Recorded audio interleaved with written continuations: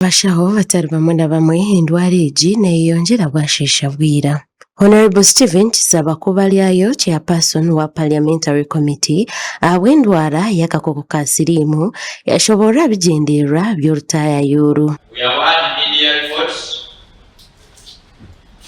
We have got information from the regional referral hospital, and we have invited all of you in these two sub-regions.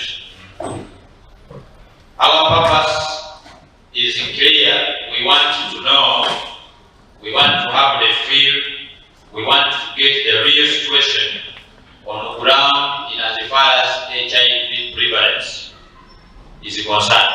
Okurugira okukura ebyamagara habwa Mbarara District, Dr. Peter Sebutinde nagira ngu entunguuka erisiro kweyongyera kw'akakoko ka Sirimu. Honorable members and all of us, it is the risk that comes with the urbanization and development and the economy. That is why you see from the presentation those urban districts and the cities, the HIV prevalence is growing higher. Dr. Sebutinde nagira ngu nibaza kwongyera amaani mu kulwanyisa akakoko ka Sirimu na mnongo minyeeto. To target our interventions to the young people, remove the environment that is enabling HIV infection. You asked a question which was not answered.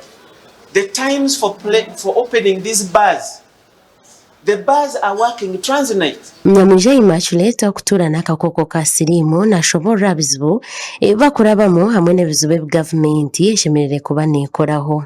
The stock out of condoms, they are just rotating. We have now stock out in Mbarara of condoms, and condom is a prevention strategy. The easiest one even before you go to PrEP, but now the stock out.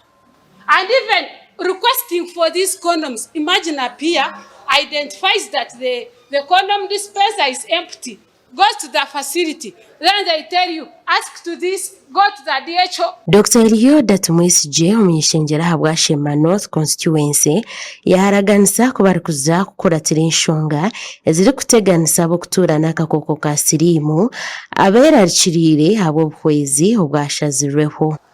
There are issues that came out, Chairman, that we shall be able to discuss and take on. But very clearly you can see that people are worried about the funding transition.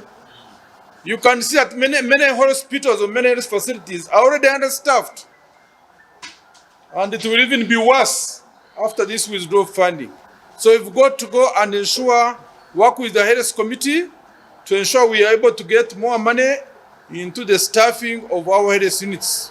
Dr. Dennis Nansera okura wadi y'akakoko ka Sirimu Mbarara Regional Referral nashobora ngo bingi nibangagaruka kuraguza kiretero kujanjara kw'akakoko ka Sirimu kayeyongyera. Our intense efforts, a good number of people living with HIV and in care are not coming so that they are viral load assessed. And if it's not assessed and they are not suppressed, transmission goes up. Makuru aga gasha kwa Kandinda Caroline Mbarara.